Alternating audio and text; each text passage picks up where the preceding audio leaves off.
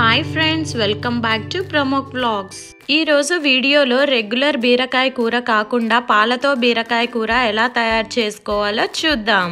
మీరు మా channel first time చూస్తున్నట్లయితే సబ్స్క్రైబ్ చేసి మమ్మల్ని సపోర్ట్ చేయండి. ఇక్కడ నేను 500 గ్రాముల బీరకాయని తీసుకున్నానండి. వీటిని ఒకసారి నీటితో కడుక్కొని ఇలా తొక్కు తీసి పెట్టుకోవాలి. బీరకాయ తొక్కుతో కూడా పచ్చడి చేసుకుంటారండి, అది చాలా టేస్ట్ గా ఉంటుంది. ఫర్దర్ వీడియోస్ లో నేను అది కూడా ఎలా చేసుకోవాలో చేసి చూపిస్తాను. తొక్కు తీసి పెట్టుకున్న బీరకాయల్ని ఒకసారి నీటితో కడుక్కొని సన్నటి ముక్కలుగా కట్ చేసుకోవాలి. మరీ సన్నగా కట్ చేసుకోవద్దండి, ఇక్కడ చూపిస్తున్న విధముగా కట్ చేసుకోండి. ఇలా మిగిలిన బీరకాయలను కూడా సన్నటి ముక్కలుగా చేసుకొని పక్కన పెట్టుకుందాం.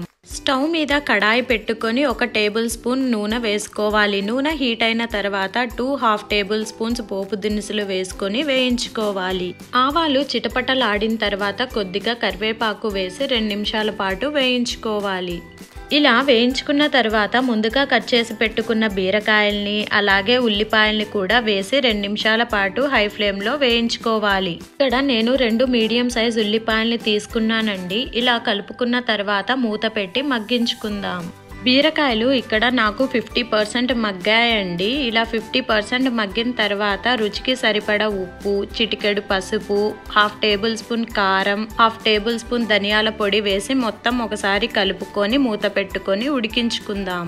ఇక్కడ బీరకాయలో ఉన్న నీళ్ళన్నీ పోయేంత వరకు ఉడికించుకుందాం. చూడండి, ఇక్కడ నాకు బీరకాయ ముక్కలు బాగా ఉడికాయండి, నీళ్లు కూడా ఏమీ లేవు. ఇప్పుడు కాచి చల్లార్పుకున్న 250 ml పాలను పోసుకొని ఒకసారి తిప్పుకుందాం. స్టవ్ ను మీడియం టు లో ఫ్లేమ్ లో పెట్టి 3-4 నిమిషాలు ఇలా కలుపుకుంటూ ఉడికించుకోవాలి.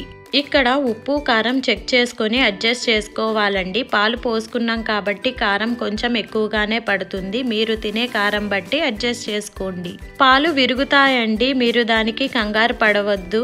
ఇలా 3-4 నిమిషాలు ఉడికించుకున్న తర్వాత మూత పెట్టి 10 నిమిషాల వరకు పక్కన పెట్టుకోవాలి. ఆ తర్వాత సర్వ్ చేసుకొని తింటే చాలా టేస్టీగా ఉంటుంది. ఇంతేనండి, సింపుల్ అండ్ టేస్టీ పాలతో బీరకాయ కర్రీ. మీరు ఎప్పుడూ ట్రై చేయకపోతే ట్రై చేసి ఎలా ఉందో కామెంట్ చేయండి. Thank you for watching. Please like, share and subscribe and click the bell icon for the more videos.